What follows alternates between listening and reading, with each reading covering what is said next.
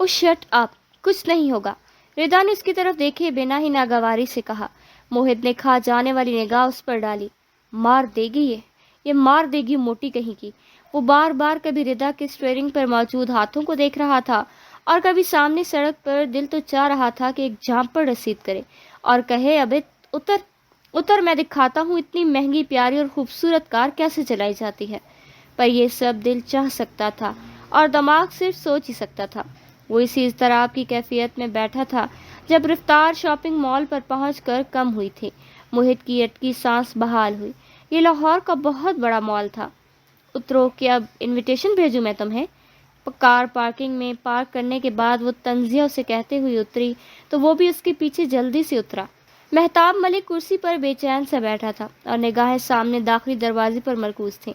سامنے میز کی دوسری طرف بیٹھی خاتون ناک کے آخری نقطے پر اینک ٹکائے نیچے بڑے کاغذ پر کچھ لکھنے میں مصروف تھی۔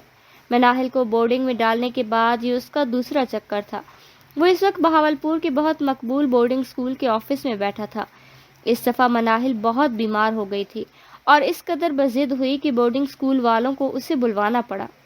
بابی، مناہل آفس کے داخلی دروازے سے ہی خوشی میں چیختی ہوئی اس کی طرف بڑھی اور تقریباً بھاگتی ہوئی آ کر اس کے ساتھ چپک گئی۔ بابی، مجھے یہاں نہیں رہنا، خفا سے لہجے میں کہتے ہوئے وہ اس کے سینے میں سر چھپا گئی۔ مہتاب نے بے اختیار اس کے سر پر بوسہ دیا۔ ان 3 ہفتوں میں وہ تحاشا کمزور اور زرد ہو گئی تھی، بھی اندر کو دھسی ہوئی تھی۔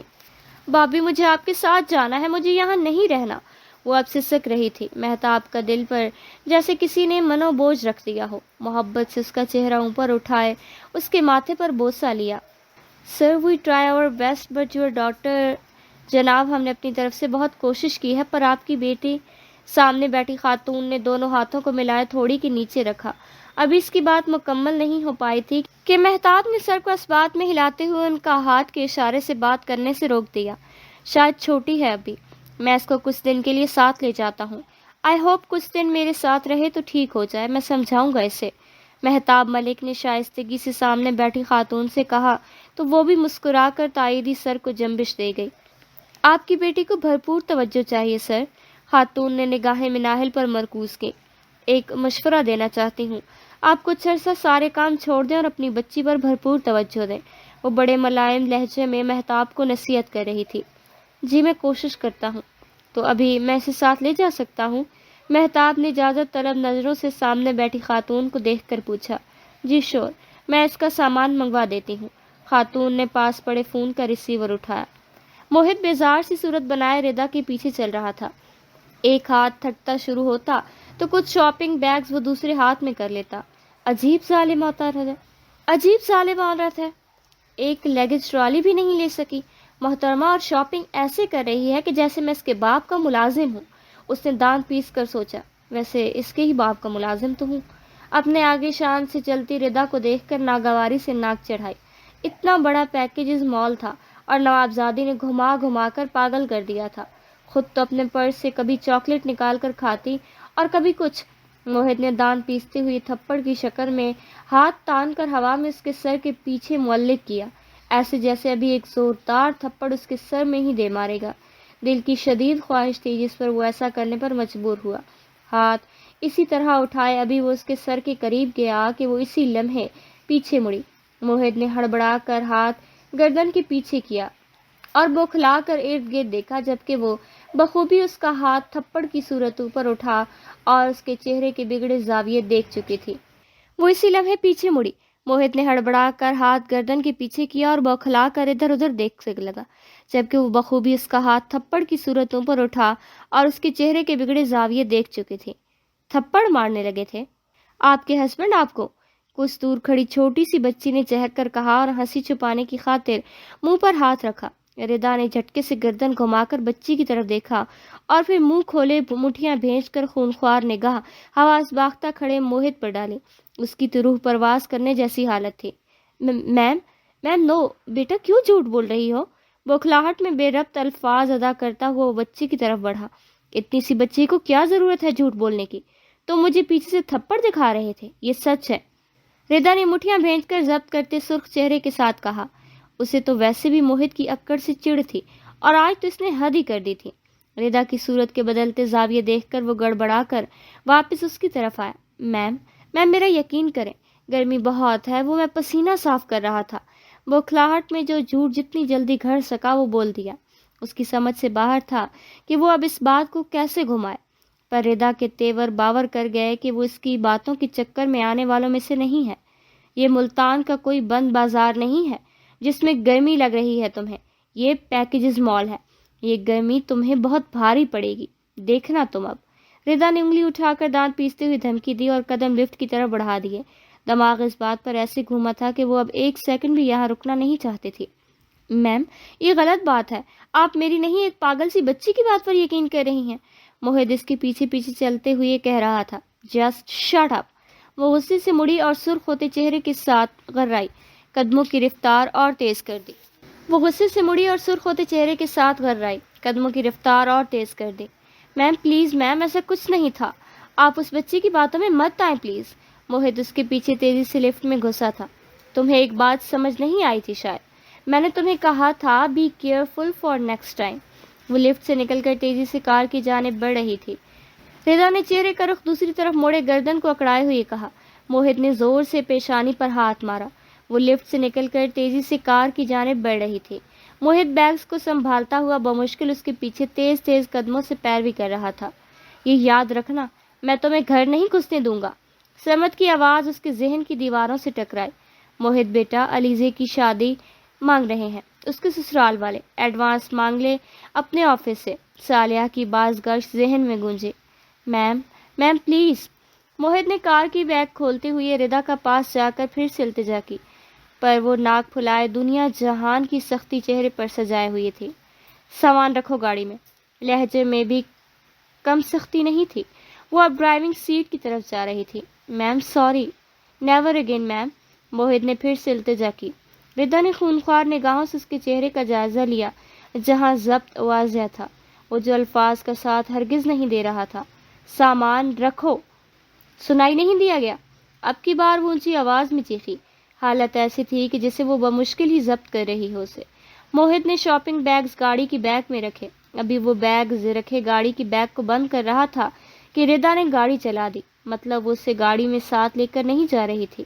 موہد تیزی سے کار کے قریب پہنچا اور گاڑی کے شیشے پر ہاتھ رکھا۔ میم لسن۔ گاڑی کا شیشہ بجایا پر وہ تو کچھ بھی سننا نہیں چاہتی تھی۔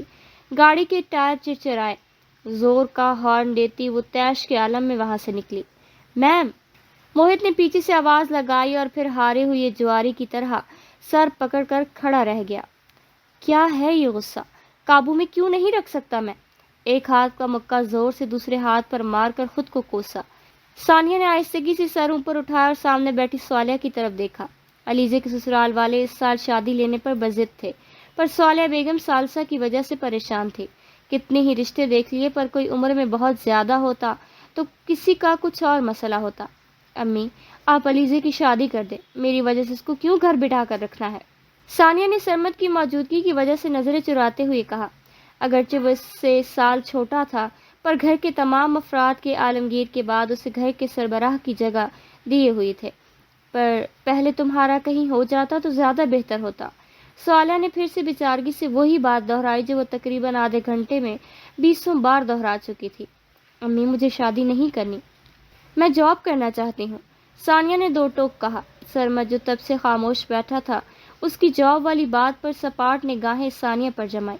کوئی ضرورت نہیں ہے آپی، تینوں میں سے کسی ایک کو بھی جاب کرنے کی، میں اور موہد ہے نا؟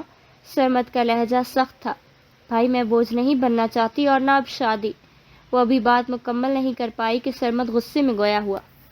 اچھا بس آپی، مانا کہ آپ بڑی ہیں ہم سب میں، پر مجھے یہ گوارا نہیں۔ اور رہی آپ کی شادی کی بات، بہت اچھی جگہ آپ کی بھی شادی کروائیں گے انشاءاللہ۔ سرمد ہاتھ کو بھی ہوا میں ثانیہ کے سامنے تانے ہوئے تھا۔ گھر بھر کی ذمہ داری نے اسے بہت تلخ بنا دیا تھا۔ سرمد لیکن میں گھر میں یوں بیٹھے بیٹھے ایک ذہنی مریضہ بنتی جا رہی ہوں، باہر جانا چاہتی ہوں، مصروف رہنا چاہتی ہوں۔ ثانیہ روحان سی ہوئی، وہ تھک چکی تھی اپنے ماضی، اپنے غلطی پر رو رو کر، اب خود اپنے قدموں پر کھڑا ہونا چاہتی تھی۔ اس کی تعلیم گو کہ ابھی صرف BA تھی، اس کے لیے کوئی اچھی جاب ملنا تو مشکل تھا، پر وہ مصروفیت کی خواہاں تھی، تو پھر کسی اسکول میں دیکھ لیں وقت گزاری کے لیے۔ سرمد نے گہری سانس اڈیلتے ہوئی حامی بھری۔ ایک طرح سے وہ صحیح کہہ رہی تھی. اسے سوچوں کے بھنور سے نکلنے کے لیے مصروفیت کی اشد ضرورت تھی. ہاں یہی سوچا ہے میں نے، اپنی کچھ دوستوں سے کہا ہے. ثانیہ نے سرمد کو جواب دے کر پریشان حال بیٹھی صالح کی طرف مسکرا کر دیکھا، پر وہاں اس کی مسکراہٹ کا کوئی اثر نہیں تھا. غصے میں کپڑے اٹھا کر وہ بیگ میں پٹک رہا تھا. عدنان آفس جا چکا تھا، پر وہ کس منہ سے جاتا آفس؟ یقیناً وہ بد دماغ موٹی کل والی ساری روداد ملک جہاں زیب کے گوشت گزار کر چکی ہوگی. بس اسی خیال کے زیر اثر وہ اب ملتان واپسی کی تیاری کر رہا تھا. بھائی سے کیا کہوں گا؟ سر پکڑ کر بیڈ پر بیٹھا. اور امی، ان کو کیسے سمجھاؤں گا؟ وہ تو ویسے بھی میرے غصے کو میری ہر مصیبت کی جڑ کہتی ہیں. اور اس دفعہ تانیہ جو اس سال گرہ پر لیپ ٹاپ کے دلانے کا وعدہ کیا تھا. او میرے خدا! پاس پڑا کشن اٹھا کر زور سے دیوار میں دے مارا. موبائل فون کی گھنٹی پر بے دلی سے جیب سے موبائل نکالا. کوئی انجان نمبر جگمگا رہا تھا. فون اٹھا کر کان کو لگایا. ہیلو، غصے سے کہا. اسے اس وقت ہر چیز پر آواز بری لگ رہی تھی. جلا بھنا بیٹھا تھا. آج آئے کیوں نہیں آپ آفس؟ دوسری طرف سے نسوانی آواز میں بڑے روب سے پوچھا گیا. وہ جو پہلے سے تپا بیٹھا تھا غصہ سوا نیزے پر پہنچ گیا. مرضی میری، آپ کون ہے؟ غرا کر بدتمیزی سے جواب دیا. کون تھی؟ یہ ضرور آفس کی کوئی لڑکی ہوگی. اسے ابھی میرے فائر ہونے کا علم نہیں ہوا ہوگا. سوچتے ہوئے پیشانی پر ناگواری کے شکن در آئے. ردا ملک. دوسری طرف سے دانت پیستے ہوئے جواب آیا. وہ جو پیشانی پر شکن سجائے بیٹھا تھا ایک دم پھر سے گڑبڑا گیا. فون ہاتھ سے چھوٹتے بمشکل بچا. میم آپ؟ وہ فوراً لہجے کو ایسے قابو کیا اور سمجھ نہیں آیا کہ کیا کہے. فوراً آفس پہنچو اور فنکشن ارینجمنٹ فائل دکھاؤ آ کر. ردا نے اس کی بات مکمل ہونے سے پہلے غصے سے حکم صادر کیا. میم اس کا مطلب آپ نے جاب سے فائر نہیں کیا مجھے؟ موہت کی تو بانچیں کھل گئی. کچھ دیر پہلے گھر کی پریشانی اور سرمد کے غصے کو سوچ سوچ کر دماغ پھٹ رہا تھا. اس کو جیسے طمانینت ملی. کیوں، تم چاہتے ہو کہ کر دوں تمہیں فائر؟ ردا نے تنزیہ پوچھا. نو میم، موہت نے گڑبڑا کر جواب دیا. کیا چیز تھی وہ؟ ہر اس وقت نوکری بچانے کے لیے گدھے کو باپ بنانے کے مترادف تھا سب کچھ. تمہاری بہت منت سماجت پر سوچا، ایک موقع اور دے دیتی ہوں تمہیں. ردا کے مغرورانہ جواب پر وہ دل محسوس کر رہ گیا. اب آفس پہنچو، کام ہے بہت. روب سے حکم صادر کیے وہ فون رکھ چکے تھے. موہت نے سر داہ بھری ایک نگاہ کپڑوں سے لدے سفری بیگ پر ڈالی اور پھر تقریباً بھاگتا ہوا واش روم میں گھسا. یہ کیا؟ ریحا کیوں؟ میں تو زردار ہارون کا کہا تھا. ردا حیرت سے چہرہ اوپر اٹھا اپنے سامان میز کی دوسری طرف پر کرسی پر براجمان موہت کی طرف دیکھ کر سوال کیا. اس دفعہ کی سالانہ تقریب میں ردا پاکستان کے مشہور اور اپنے پسندیدہ گلوکار زرداد ہارون کو بلوانے کا کہہ چکی تھی، پر وہاں گلوکار کا نام دیکھ کر اس کی پیشانی پر بل پڑ گئے. میم وہ بجٹ آؤٹ ہو رہا ہے انہیں بلوانے پر. زردار ہارون کی ڈیمانڈ زیادہ ہے، باقی پھر مینج کرنا مشکل ہوگا. موہت نے کرسی پر پہلو بدلتے ہوئے زرداد ہارون کی جگہ ریحا کے متبادل کی وضاحت دی، پر ردا کے چہرے کے بدلتے زاویوں سے صاف سمجھا گئے کہ وہ اس کے اس فیصلے سے ہرگز خوش نہیں. موٹی بھی پورے پاکستان کی طرح زرداد کی فین نکلی. موہت نے کن اکھیوں سے اس کا جائزہ لیا. ریحا اتنی خوبصورت ہے، اس کو کیا تکلیف ہے، جلتی ہوگی. اس کی اسمارٹنیس سے دل میں کہا لگایا. میں کچھ نہیں جانتی، مجھے زرداد ہارون ہی چاہیے فنکشن پر. بات کرو اسے، جتنا مانگتا ہے اتنا دیں گے اسے. ردا نے گھورتے ہوئے مغرورانہ کہا. زرداد ہارون کی کچھ لگتی. پتہ ہے وہ کتنا مہنگا ہے، سنگر ہے، باپ کا پیسہ اڑا رہی موٹی بھینس. کیا ہے، گانا ہی تو گانا ہے. موہت نے اس کے مغرورانہ پن پر جل کر سوچا. میم لیکن اس سے سب اپسیٹ ہوگا. بجٹ کو دیکھ کر میں نے یہ فیصلہ لیا تھا. کونیا میز پر ٹکائے بڑے تحمل کا مظاہرہ کیا. اب کل والی غلطی وہ ہرگز پھر سے دہرانا نہیں چاہتا تھا. دل کی تو انگنت خواہشات تھیں، پر بس تقریب ہونے تک اسے ردا کو برداشت کرنا تھا تو اس میں کیا مشکل تھا. وہ لاہور میں ہی کہیں اور ملازمت کی کوشش کا سوچ رہا تھا. تب تک بس یہ سب جھیلنا تھا. اونر تم ہو یا میں؟ اپنے مفید مشورے اپنے تک رکھو تو بہتر ہے. یہ کیا مڈل کلاس لوگوں کی طرح بجٹ لگا رکھی ہے؟ ردا کے چہرے میں حد درجے ناگواری تھی. وہ میز کے نیچے انگلیاں کراس شکل میں بنا چکا تھا اور دل دماغ کو ٹھنڈا رہنے کی تلقین کر رہا تھا. جی میم، مختصر جواب دیا اور سر تسلیم خم کیا. جتنا بھی آؤٹ ہوگا اس سے پے ہو جائے گا. ردا کندھے اچکائے. Okay ma'am. ضبط سے لب بھینچے سر کو اس بات میں ہلایا. وہ اب فائل کو اگلا ورک پلٹ چکی تھی. اور یہ اوپن سب رکھ دیا ہے؟ ویدر فار کاسٹنگ رپورٹ کہاں ہے؟ ردا نے پھر سے تلخ لہجے میں سوال کیا۔ بھویں چڑھائے وہ موہت سے پھر سے سوال کر رہی تھی۔ اس بار تو وہ واقعی گڑبڑا گیا۔ موسم کے بارے میں تو جاننے کی کوشش ہی نہیں کی اس نے۔ میم وہ گڑبڑا کر تھوڑا سا آگے ہوا۔ وہ اتنی گہرائی میں جا کر سب جج کرے گی اس بات کا قطعی علم نہیں تھا اسے۔ عجیب انسان ہے آپ، اوپن فنکشن ارینجمنٹ رکھ رہے ہیں، اگر اس رات بارش ہو گئی تو؟ ردا نے فائل پر ہاتھ دھرے استہزائیہ سوال کیا۔ وہ ٹائی درست ہی کرتا رہ گیا۔ ابے یہ کہاں سوچا میں نے مسٹر موہد عالمگیر، یہ ردا کا اینول فنکشن ہے، گرینڈ فنکشن، کوئی معمولی تقریب نہیں ہے۔ ردا کے لہجے میں پھر سے حقارت در آئی جو اس کے دماغ کی رگیں کھینچ دیتی تھیں۔ پہلے ویدر فار کاسٹنگ لیں، اس کے بعد دیکھتے ہیں اوپن ہوگا یا ہال۔ ردا نے ناگواری سے فائل کو بند کرتے ہوئے حکم صادر کیا اور فائل میز پر اس کی طرف سرکائی۔ کیا مصیبت ہے، باپ نے کہا تھا مجھ سے کچھ سیکھے گی، یہ تو سکھا رہی ہے۔ دانت پیستے ہوئے باہر نکل گیا۔ اس کے نکلتے ہی ردا نے دروازے کو گھور کر دیکھا۔ عجیب تھا، مطلب بابا نے تعریف کیا کر دی، خود کو کوئی اعلیٰ اور عرفہ ہستی گردانے لگے۔ محترم ردا نے ناک پھلایا، سوچا کرسی دھیرے دھیرے گھوم رہی تھی۔ ملک جہاں زیب ٹی وی لاؤنج میں بیٹھے سامنے آدھی دیوار پر چھائی فلیٹ پینل اسکرین پر نظر جمائے انہماک سے خبر نامہ دیکھ رہے تھے جب عقب سے تابندہ بیگم کی پریشان حال آواز ابھری، ملک صاحب ویکھ لو ہن۔ پھر وہ موبائل ہاتھ میں تھامے غصے میں بھری ان کے پیچھے سے گھومتی ہوئی آگے آئیں۔ چہرے پر غم و غصے کے آثار تھے۔ کیوں، ایسا کیا ہو گیا اب؟ ملک جہاں زیب نے ریموٹ اٹھا کر ٹی وی کی آواز آہستہ کرتے ہوئے پوچھا۔ ردا فون نہیں چک رہی جی، رات ویکھو کنی ہو گئی جی۔ I am so upset. Rida phone نہیں اٹھا رہی بھائی، دیکھیں کتنی رات ہو گئی ہے، میں بہت پریشان ہوں۔ تابندہ نے پریشان کن لہجے میں کہتے ہوئے یہ فون میز پر رکھا۔ رات کے 11 بج رہے تھے اور ردا اپنے دوستوں کے ساتھ باہر تھی۔ ارے آپ کیوں ہو رہی ہیں پریشان؟ آج کل بچے یوں ہی گھومتے پھرتے ہیں، اور وہ باہر سے پڑھ کر آئی ہے، بہت سمجھدار ہے، سب اچھا برا جانتی ہے۔ ملک جہاں زیب نے تسلی آمیز لہجے میں پریشان بیٹھی تابندہ کو سمجھایا۔ ردا جیسی بھی تھی پر اس معاملے میں بہت محتاط تھی۔ ملک جہاں زیب یہ بات بخوبی جانتے تھے، انہیں اپنی بیٹی پر پورا بھروسہ تھا، لیکن تابندہ بیگم کی سوچ ان سے یکسر مختلف تھی۔ وہ ردا کی اتنی آزادی اور خودسری کے حق میں نہیں تھی، انہیں تو سر جھکائے جی جی کرتی گاؤں کی لڑکیاں یاد آ جاتی تھیں۔ کچھ اچھا برا نہیں جانتی ہو باؤلی یہ پوری، کچھ اچھا برا نہیں جانتی، وہ پاگل ہے پوری۔ تابندہ بیگم نے فوراً غصے میں ان کی بات کی تردید کی، پیشانی کے شکن اور ابھرے۔ آ جائے تے گل ٹوک ٹوک کرو اس نال، رات نو دیر تک باہر رہندا بندہ اس دا، رات نو دیر تک باہر رہنا بند ہے اس دا۔ آ جائے تو دو ٹوک بات کریں اس کے ساتھ، رات کو دیر تک باہر رہنا بند ہے اس کا۔ انگلی کھڑی کرتے ہوئے گھور کر ملک جہاں زیب سے کہا جو پرسکون بیٹھے تھے، جی آپ غصہ نہ کریں، ابھی کرتا ہوں فون اسے۔ ملک جہاں زیب نے سامنے میز پر رکھا فون اٹھایا، ناک پر رکھا چشمہ تھوڑا نیچے کیا اور پھر موبائل اسکرین پر انگلیاں ٹپ ٹپا کر کان سے لگایا۔ کچھ گھنٹی بجنے کے بعد ردا فون اٹھا چکی تھی۔ جی بیٹا کہاں ہیں آپ؟ ملک جہاں زیب نے تحمل سے سوال کیا۔ تابندہ بیگم کے کان کھڑے ہوئے۔ کیوں، کیا ہوا؟ مما کا پنجابی موڈ آن ہے کیا؟ ردا نے ہلکا سا کہکہا لگا کر سوال کیا۔ پیچھے سے موسیقی کی آواز اور لڑکے اور لڑکیوں کی باتوں کا شور سنائی دے رہا تھا فل بیٹ پر۔ ملک جہاں زیب نے چور سے نگاہ تابندہ بیگم پر ڈالی اور مسکراہٹ دبائی۔ بابا ارحم کے ساتھ ہوں، اس کی برتھ ڈے ہے، سب فرینڈز اکٹھے ہیں تو آج آپ کو سنبھالنا ہوگا سب۔ ردا نے اپنی ہم جماعت کا بتایا جو آکسفورڈ یونیورسٹی میں بھی اس کے ساتھ پڑھتا رہا تھا۔ بیٹا ابھی تو میں ہینڈل کر لوں گا پر صبح آپ کو کرنا ہوگا، جہاں زیب نے آہستگی سے کہا۔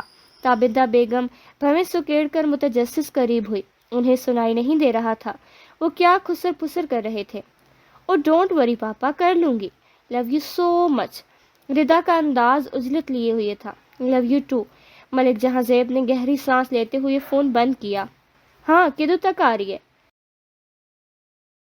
ہاں کب تک آ رہی ہے؟ فون بند کرتے ہوئے تابندہ نے لب بھیج کر پوچھا۔ وہ جانتی تھی کہ باپ بیٹی نے کوئی منصوبہ بنا لیا ہوگا، بس کچھ دیر تک۔ ارے آپ فکر نہ کریں، امجد ہے نا ساتھ، چلیں آپ سو جائیں۔ ملک جہاں زیب نے اپنے قابل بھروسہ ڈرائیور کا نام لیتے ہوئے ٹی وی بند کیا اور اپنی جگہ سے اٹھے۔ ملک صاحب ڈک لو کڑیوں، میں سمجھا رہی ہوں۔ ملک صاحب بند کر لیں لڑکی کو، میں سمجھا رہی ہوں۔ تابندہ نے پرشکوہ نگاہوں سے دیکھتے ہوئے خبردار کیا۔ ملک جہاں زیب بے ساختہ مسکرا دیے۔ ارے بھائی، لڑکی ہے، مرغی نہیں، چلیں آ جائیں۔ محبت سے اپنا بازو ان کے گرد حائل کرتے ہوئے ایک کمرے کی طرف بڑھے۔ وہ مسلسل بڑبڑا رہی تھی۔ سامنے پر ایک کمپیوٹر اسکرین پر نظریں جمائے موہت تیزی سے کی بورڈ پر انگلیاں چلاتے ہوئے ٹائپنگ میں مصروف تھا، جب ردا کے اس کے سر پر آ کھڑی ہوئی۔ چلیں؟ روب سے پوچھا۔ وہ کافی دیر تک موہت کا اپنے آفس میں انتظار کرتی رہی۔ ان کو آج تقریب کے مینیو کو فائنل کرنے جانا تھا، اور جب وہ نہ آیا تو وہ تنگ آ کر خود اس کے پاس آ گئی۔ کہاں؟ موہت نے سر جھکائے ٹائپنگ کرتے ہوئے مصروف لہجے میں سوال کیا۔ اس کو بالکل اندازہ نہیں تھا ردا یوں خود چل کر آ جائے گی۔ ڈیٹ پر۔ ردا نے میز پر ہاتھ مارا اور چڑھ کر کہا۔ موہت نے جھٹکے سے سر اوپر اٹھایا۔ جی؟ موہت نے اس کی طرف حیرت سے دیکھا۔ ہلکی نیلی ٹی شرٹ اور بلیک لیدر جیکٹ، نیلی جینز اور گلے میں اسکارف لیے استہزائیہ مسکراہٹ سجائے گھور رہی تھی۔ ایڈیٹ، کھونچو کہیں کے، یہ تیاری مکمل کرے گا تقریب کی؟ بابا بھی پتہ نہیں کس کس کی بلا وجہ تعریف بگاڑنے لگتے ہیں۔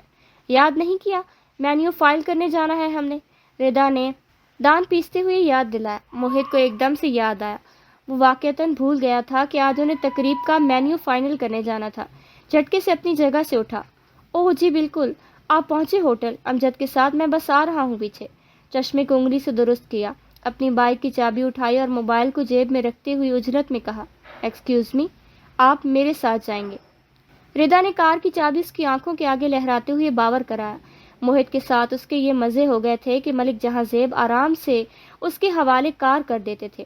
وہ تیری، آج پھر اس موت کی کنویں میں گاڑی چلانے والی کے ساتھ صبر آزمائی کرنا ہوگی۔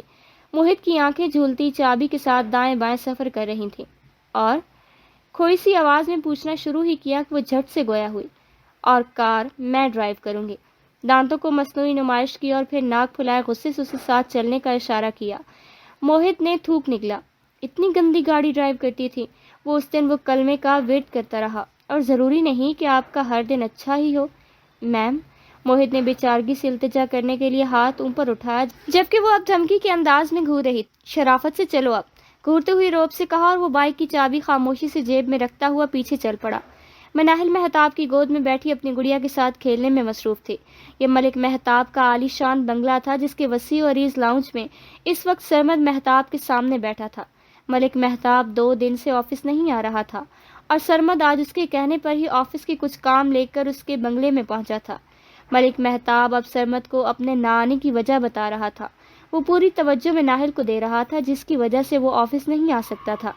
تو آپ ایسا کیوں نہیں کرتے کہ اس کا یہیں ایڈمیشن کروا دیں اور گھر میں میڈ رکھ لیں، جیسے پہلے رکھی ہوئی تھی؟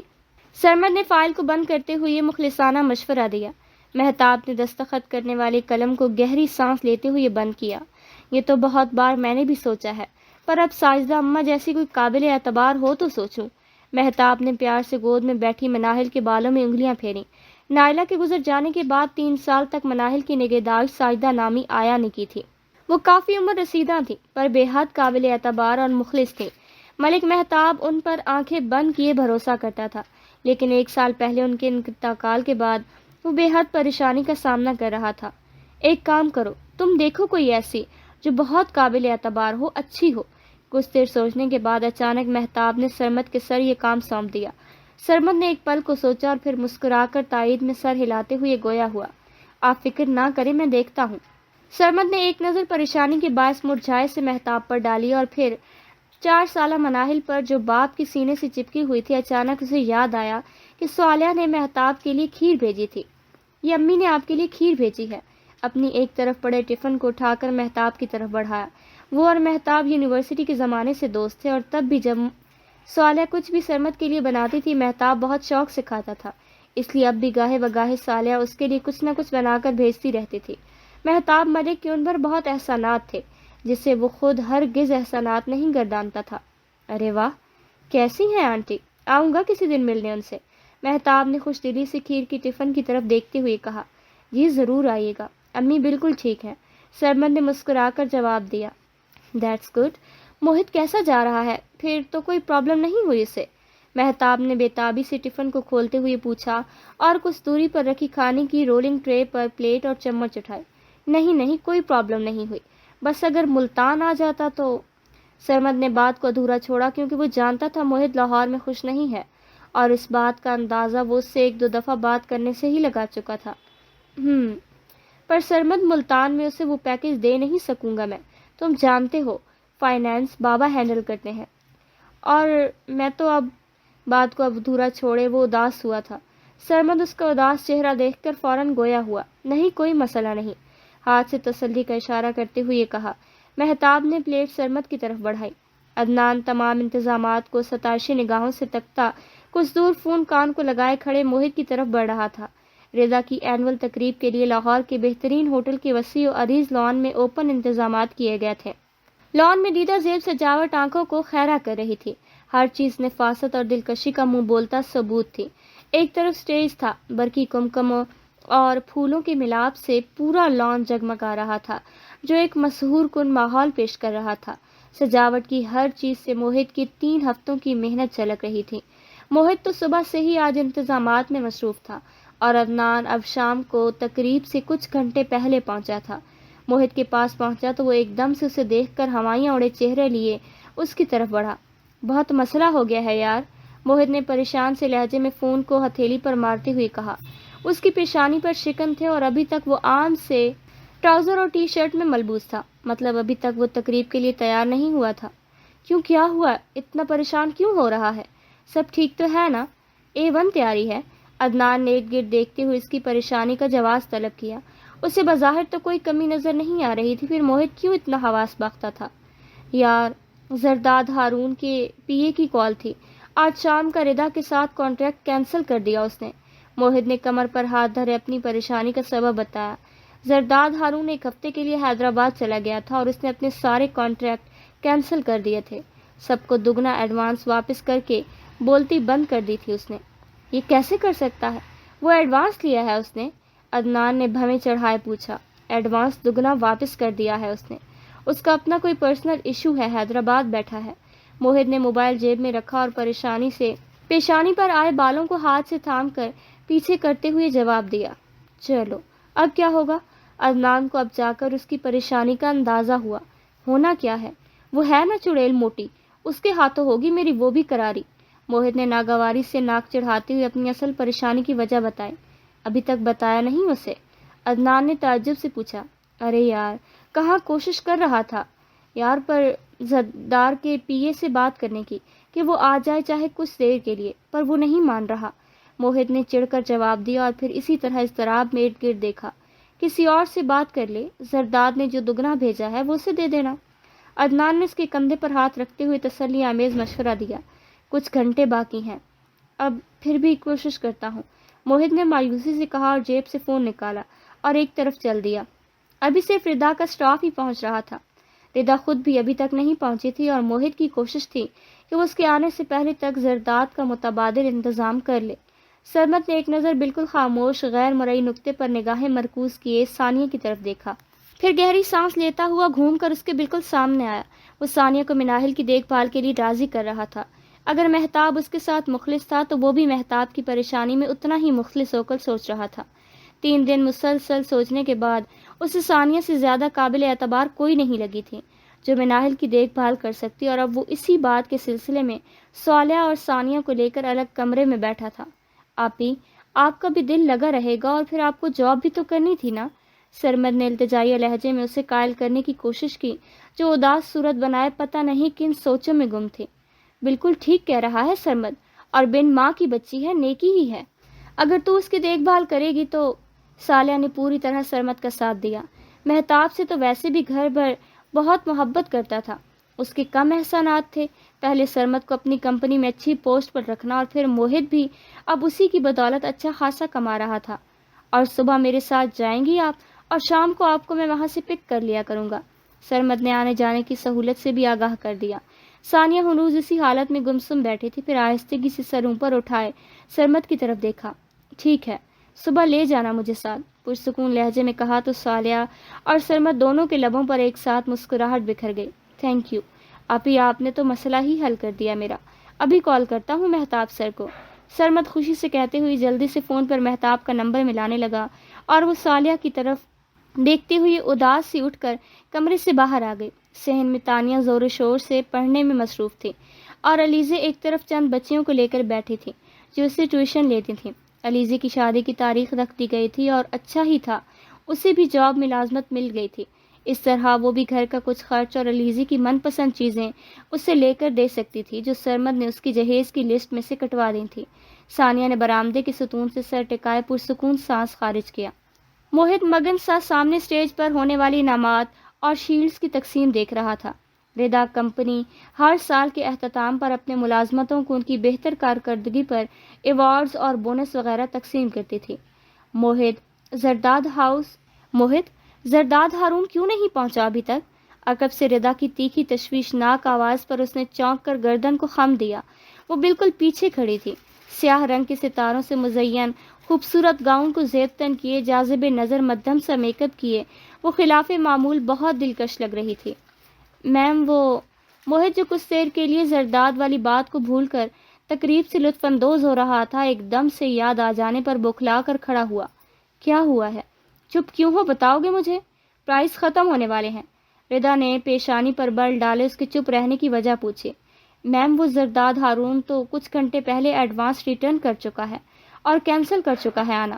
موہت نے آہستگی سے جواب دیتے ہوئے ردا کے سر پر بم پھوڑا، اور جیسا سوچا تھا ویسا ہی ہوا۔ سامنے کھڑی ردا اس خبر پر آگ بگولا ہو گئی۔ واٹ؟ یہ کیا بکواس کر رہے ہو؟ کب کیا اس نے ایسا؟ اور تم ہو کہ مجھے اب بتا رہے ہو؟ ردا پریشانی سے پیشانی کی شکن ڈالے چیخ رہی تھی اس پر۔ موہت نے ضبط کرنے کے لیے اب لب بھینجے تھے، ایک پل کے لیے آنکھیں مودیں۔ سب سپائل ہو گیا، سارا مزہ خراب۔ اب کیا انٹرٹیننگ ہے فنکشن میں؟ وہ چیخ چیخ کر اپنا سارا غصہ اس پر اتار رہی تھی۔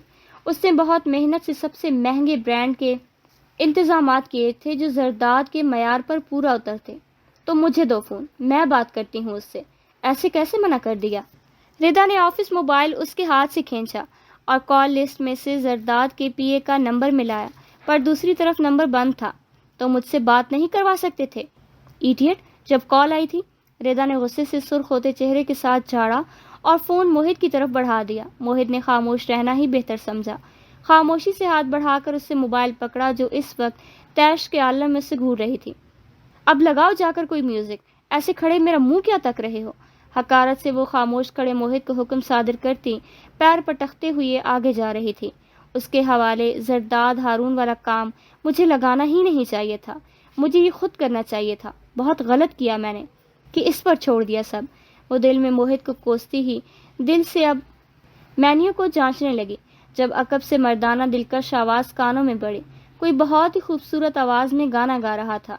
دیکھ تیرا کیا رنگ کر دیا، خوشبو کا جھونکا تیرے سنگ کر دیا ہے۔ ردا چونک کر پیچھے مڑی۔ موہت اسٹیج پر مائک تھامے گا رہا تھا۔ حیرت کا پہاڑ ٹوٹ پڑا تھا اس پر۔ سیاہ پینٹ کوٹ میں ملبوس وہ بڑے اعتماد کے ساتھ مسکرا کر گاتا ہوا سب کو اپنی طرف متوجہ کر چکا تھا۔ وہ صرف خوبرو اور ذہین ہی نہیں، بہت ہی خوبصورت آواز کا مالک تھا۔ وہ میوزک کی بیٹ کے اتار چڑھاؤ کے عین مطابق گا رہا تھا، جس کی وجہ سے آواز زیادہ ہی سریلی لگ رہی تھی۔ تیرے پاس یادوں کا میلہ رہے گا، تو لوگوں میں رہ کر اکیلا رہے گا۔ سب لوگ اس کی آواز سے لطف اندوز ہونے لگے تو موہت کے اعتماد میں مزید اضافہ ہوا۔ وہ اور جوش میں گانے لگا تھا۔ پورے لان میں سب لوگ تالیاں بجانے لگے تھے۔ دیکھ تیرا کیا رنگ کر دیا ہے، خوشبو کا جھونکا تیرے سنگ کر دیا ہے۔ ردا نے حیرت سے اپنے پاؤں کی طرف دیکھا جو دھیرے دھیرے سے گانے سے لطف اندوز ہوتے ہوئے زمین پر ٹپ ٹپانے لگے تھے، اور پھر اس نے پرسکون سانس باہر انڈیلی۔ تھوڑی دیر پہلے تنے اعصاب اب مکمل طور پر سکون میں تھے۔ تقریب میں موجود سب لوگ کھانے سے لطف اندوز ہو رہے تھے۔ اب مدھم سی موسیقی پورے لان کے ماحول کو مسحور کن بنا رہی تھی۔ ردا اپنا کولڈ ڈرنک کا گلاس تھامے مختلف مہمانوں کے پاس باری باری جا رہی تھی۔ سب لوگ موہت کی آواز کی تعریف کر رہے تھے، کچھ تو اس کا گلوکار ہی سمجھ رہے تھے۔ سب لوگوں نے اس کی تعریف کی، صرف وہی تھی جس نے اسے یوں سنبھال لینے پر سراہا نہیں تھا، اور اب دل میں یہ بات کھٹک رہی تھی۔ ارد گرد متلاشی نگاہیں دوڑائیں، ساتھ ساتھ قدم بھی بڑھ رہے تھے۔ وہ بہت کم ہیل پہنتی تھی، یہی وجہ تھی کہ اب سہج سہج کر لان میں قدم دھرتی، گاؤن کو دونوں ہاتھوں سے سنبھالتی آگے بڑھ رہی تھی۔ یوں ہی ارد گرد دیکھتی ہوئی آخر کار وہ اور عدنان اسے ایک کونے میں کولڈ ڈرنک کے ساتھ سگریٹ سلگائے کھڑے نظر آئے۔ بالوں کو جھٹکا دیتے وہ اب ان کی طرف بڑھ رہی تھی۔ سب نے تعریف کی، ایون دیکھا وہ ستار صاحب کتنے خوش ہو رہے تھے، اور ایک ملک جہاں زیب تو گلے لگا گئے مجھے۔ اگر نہیں کی تو اس موٹی نے نہیں کی تعریف۔ موہت نے عدنان کے ہاتھ سے سگریٹ پکڑ کر ایک کش لگایا، جبکہ وہ دوسرے ہاتھ میں کولڈ ڈرنک کا گلاس تھامے ہوئے تھا۔ وہ سگریٹ پیتا نہیں تھا، لیکن کبھی کبھی یوں ہی دوستوں کی سگریٹ بانٹ لیتا تھا۔ ارے یار چھوڑ، دفع کر، اس سے کیا کرنا تھا تو نے تعریف لے کر؟ مجھے تو ڈر ہی بہت لگتا ہے اس سے۔ عدنان نے کانوں کو ہاتھ لگاتے ہوئے اسے تسلی دی، جو صرف ردا کی تعریف نہ کرنے پر شکوہ کر رہا تھا۔ ہاں دفعہ ہی ہے بھائی، میں تو ویسے ہی کہہ رہا ہوں۔ پتہ ہے کیا، ایسے لوگ ایکچولی کسی کی تعریف کر ہی نہیں سکتے۔ موہت نے کولڈ ڈرنک کا سپ لیتے ہوئے ہوا کو ہاتھ میں ہلاتے ہوئے پاس کھڑے عدنان سے کہا۔ وہ لوگ باقی لوگوں سے کافی دور ذرا سنسان سی جگہ پر کھڑے تھے، اس لیے اس کی آواز سرگوشی سے ذرا اونچی تھی۔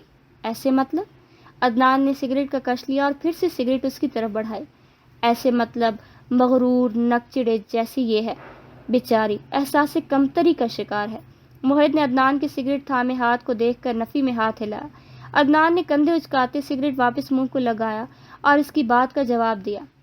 ابے او، اسے کیا احساس کمتری، کروڑوں کی اکلوتی وارث ہے۔ عدنان نے چہرہ اوپر اٹھائے سگریٹ کا دھواں ہوا میں چھوڑا۔ کچھ دوری میں کھڑی ردا کے قدم منجمد ہو گئے۔ وہ جو موہت کو سب سنبھالنے پر سراہنے آئی تھی، اس کی باتیں سن کر دنگ رہ گئی۔ موٹی دیکھا ہے کتنی ہے؟ موہت نے ناگواری سے کہا۔ ردا کے تن بدن میں آگ لگی۔ اتنی بھی نہیں ہے موٹی، بس قد تھوڑا لمبا ہے جس کی وجہ سے زیادہ محسوس ہوتی ہے موٹی۔ عدنان نے اس کی بات کی تردید کی۔ ارے آج کل کے حساب سے تو موٹی ہی ہے، دیکھا ہے کبھی کیا سلم سمارٹ لڑکیاں ہوتی ہیں؟ یہ پتلی کمر ادائیں، ایسے میں ان جیسی موٹی لڑکیوں کو کوئی نظر بھر کر نہیں دیکھتا۔ موہت جلا بھنا ساری بھڑاس نکال رہا تھا، لبوں پر تمسخرانہ مسکراہٹ تھی۔ اس بات سے یکسر انجان کی کچھ دور کھڑی وہ سب سن رہی تھی۔ بس یہی وجہ ہے، مصنوعی غصہ ناک پر سوار رکھتی ہے، ایٹیٹیوڈ میں رہتی ہے میڈم۔ موہت نے کولڈ ڈرنک کے گلاس سے آخری گھونٹ حلق میں انڈیلا۔ ایسی بھی اب بات نہیں ہے، شکل و صورت تو کمال ہے، اور آج تو کمال است لگ رہی تھی۔ عدنان نے معنی خیز لہجے میں کہتے آنکھ دبائی۔ شکل کا کوئی اچار ڈالے گا کیا؟ اتنی مغرور سر چڑی موٹی کوئی لڑکا دل سے شادی نہیں کرے گا، لکھوا لے مجھ سے۔ موہت نے ہنستے ہوئے ابھی فکرہ مکمل ہی کیا تھا کہ جب ردا تیز تیز قدم اٹھاتی اس تک آئی اور ایک پل کی تاخیر کیے بنا زوردار تھپڑ موہت کے کان پر دے مارا۔ میم، عدنان کے حلق سے چیخ نما آواز نکلی، جبکہ موہت تو ساکن کھڑا تھا۔ تم اب بتاؤ گے کہ میں کیا ہوں اور کیا نہیں؟ مجھ سے کون شادی کرے گا؟ ہاں؟ ردا پھٹ پڑی تھی، اس کی آواز خوفناک حد تک اونچی تھی۔ اگرچہ وہ لوگ باقی تمام لوگوں سے بہت دور تھے، اس لیے کسی کو کوئی خبر نہیں تھی کہ یہاں کیا ہو رہا ہے۔ Just wait and watch. Rida نے موہت کی آنکھوں میں آنکھیں ڈالے دھمکی دی۔ وہ جھٹکا کھا کر مڑنے ہی لگی کہ موہت نے اس کا بازو تھامے ایک جھٹکے سے روکا۔ اے لسن، کیا جسٹ ویٹ اینڈ واچ؟ ہاں کیا سمجھتی کیا ہو تم خود کو؟ بھینس کہیں کی، دولت مند ہو تو جب چاہا پکڑ کر انسلٹ کر دی۔ موہت اس سے بھی زیادہ اونچی آواز میں چیخا تھا۔ رگیں تنی ہوئی تھی تو چہرہ سرخ تھا، تھپڑ والا گال زیادہ سرخ تھا۔ زیادہ سے زیادہ کیا کرو گی؟ ہاں، جاب سے نکالو گی؟ ارے تم کیا نکالو گی، میں تھوکتا ہوں ایسی جاب پر۔ موہت نے جھٹکا دے کر اس کے ہاتھ کو چھوڑا۔ ردا نے لڑکھڑاتے ہوئے خونخوار نظروں سے گھورا، تیزی سے اس پر جھپٹی، پر موہت نے ایک جھٹکا دے کر روکا۔ ردا ہل کر رہ گئی۔ مائی فٹ، بھاڑ میں گئی یہ نوکری۔ موہت نے گلے میں پہنے امپلائی کارڈ کو کھینچ کر ردا کے پاؤں میں پٹخا، تھوڑا سا جسم کو خم دیا، پھر مڑا، چٹکی بجا کر انگلی کھڑے کی۔ اور ہاں، سچ کہا ہے میں نے، کوئی بھی نہیں کرے گا تم سے شادی، کوئی بھی نہیں۔ دانت پیس کر تلخ لہجے میں کہا اور لمبے لمبے ڈگ بھرتا آگے بڑھ گیا۔ ردا تیز تیز سانس اندر باہر انڈیلتی اب اس کی پشت کو گھوڑ رہی تھی، جبکہ عدنان وہاں سے آنکھ بچا کر نکل چکا تھا۔